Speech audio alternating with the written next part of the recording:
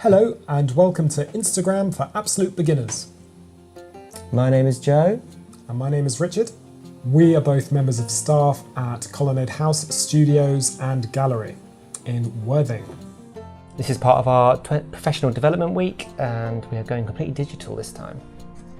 And today we are going to take you through the very basics for downloading and beginning an Instagram. If you've come here looking for pro tips and tricks, that's not what you're going to find today. This is for people that might have had their friends or family telling them for ages, you need to get on Instagram because maybe you're a painter, a creative sculptor, and it's time to get your work online. So it's the very basics today. So we're just going to run through this very simply with you, step by step, to get you up and started. So firstly, we'll talk through how to download the application. Should be very simple. Then we're going to go through into how to create your very own profile. We will then go on to getting your very first post out there. How are you going to do that? And then after that, we'll talk briefly about using your phone's camera, using hashtags, and other tips and tricks like Instagram stories. So we're going to keep it light and try and go as slowly as possible. If you do have any questions though, please write them in the comments and we'll do our best to get back to you with answers. So step one, downloading the app. This is the first thing that you need to do to get onto the Instagram world. So if you are on Android, the best thing to do is to go to the Play Store, open it up. Then you will go to the search bar at the top of the page and just type in Instagram. It's a very popular app, so it'll probably come up straight away. Click open and it will download. On iOS, which is iPhone and iPad, you go to the App Store. Then similarly, you go to the search bar and type in Instagram. Like Joe was saying, it's a very popular app, so top left here, click on it, either download or open, and the next page you're taken to is to set up your profile. So step two, setting up your new profile. So what you want to start off doing is by clicking the big edit profile button, and we're going to write in our username. Now, username is important because this is how other people will find you on Instagram. You might have been called something outside of Instagram as a creative or an artist, like Paul's Paintings, for instance. But Paul's Paintings is going to be pretty popular, so yeah, username not available. Try and avoid adding numbers and other details that are not very memorable.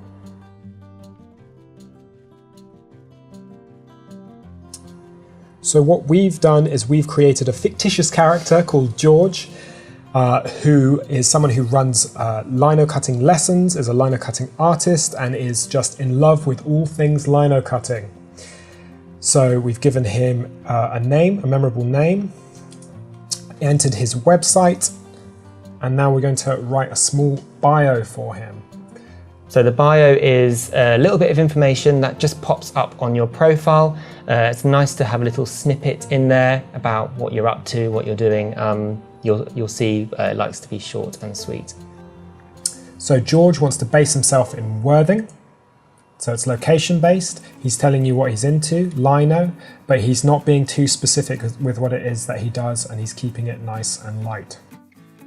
And if after a few days you decide you don't like your bio, no worries, you can go back into your profile settings and edit it however you like.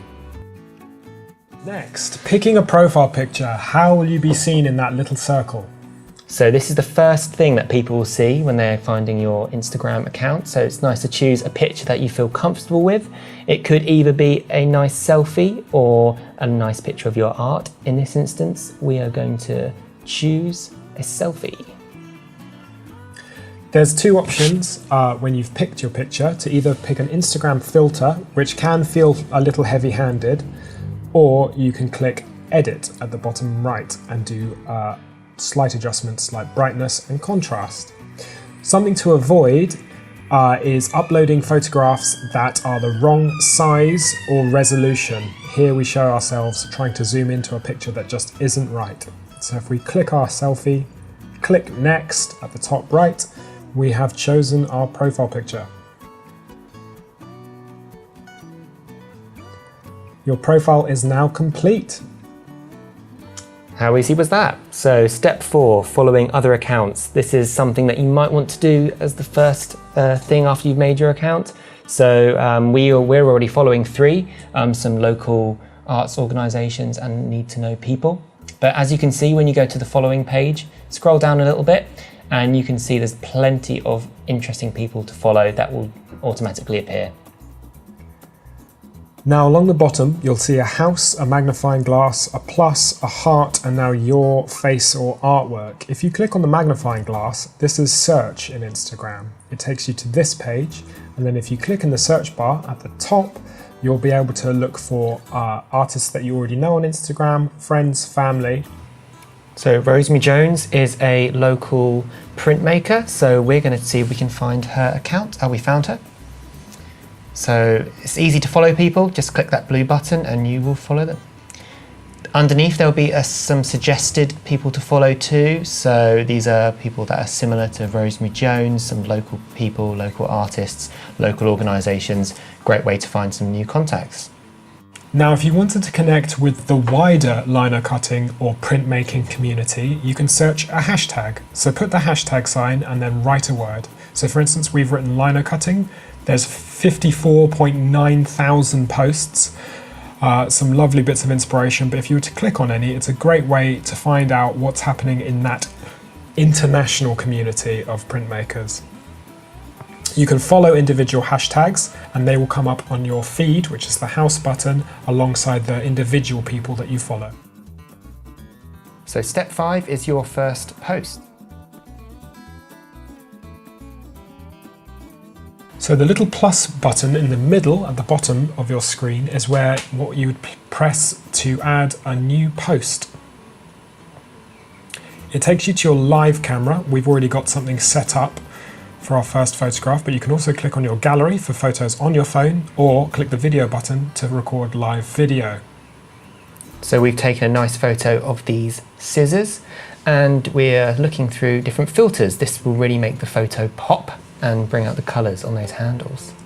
Or you can click edit to make small edits to the photo, everything from brightness and contrast to saturation to help those colours really come forward. And you can really have a good play here. I mean, there's kind of no rules really, so have a bit of fun playing around with the different features and see what you like to do. So we've taken our photograph, we're happy with the colours and everything else about it, and we've come through to this next page where we get to write a description. On this page, you'll also see lots of other options for adding it to Facebook or Twitter. For now, don't worry about that. What we've written is getting ready for some crafting with the family. Each pair of scissors representing a different member of the family for George. And after this, he's going to put on some hashtags.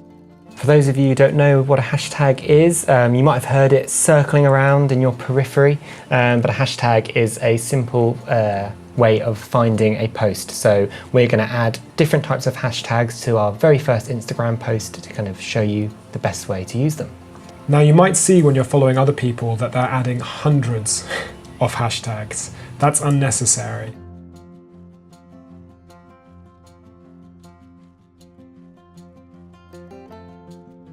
You'll see that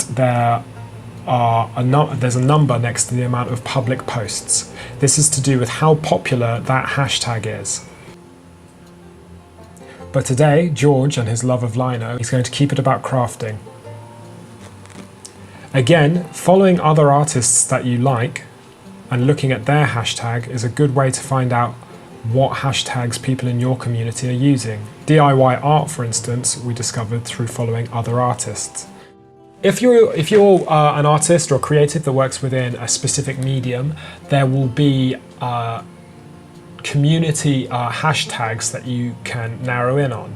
So for screen printers, for instance, there's Squeegee Club. But if you work with felting or you're a punch needle artist, there's Punch Needle Gang, which is a niche hashtag, but links you in with the rest of the community. But George isn't going to use this one because he's a lino artist. So we're going to see lino, quite a few posts on those and different variations as well.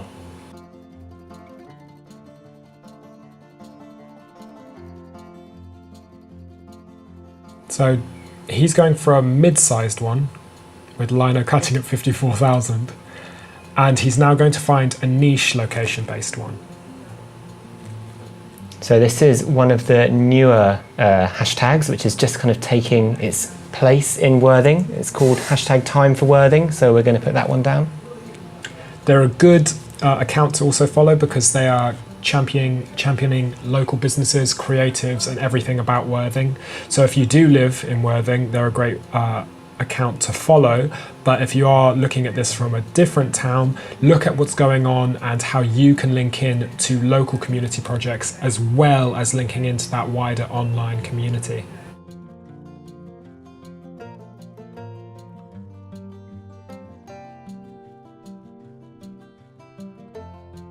Finishing up, and then bing, it appears on our feed, which is that little house button.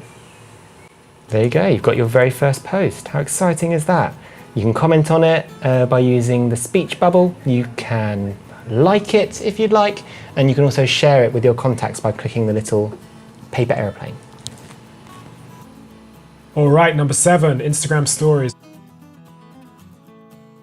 Now stories are good because they're only visible for 24 hours, so it's quite a nice way to put out a broadcast or an announcement to your followers. As well as keeping people up to date with what you're doing in a less permanent way. So you can see in the top left hand corner there is the picture of George, and you can click on that. That will take you to initially a selfie, but you can then go to your gallery and you can see all of your photos on there. So we have an image of our Professional Development Week poster, which we can add to our stories. If we click on the letters, the capital A and the lowercase a in the top right, a text box will appear. So we can kind of add anything we'd like to this, kind of spruce it up a little bit.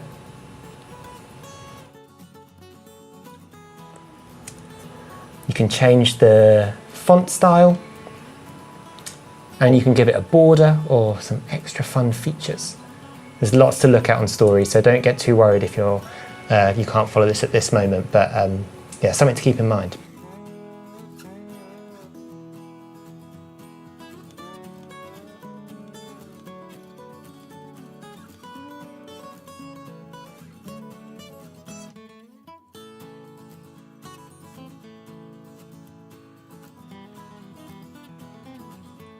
Then at the bottom right, click send to, or the bottom left to hit your story, and you can click share to your story next to your profile picture.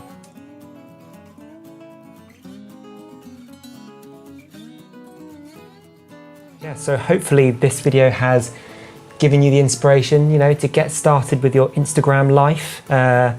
We've gone from downloading it to getting our first post up, so that is the absolute basic, but hopefully that will send you on a whole Instagram journey of discovery.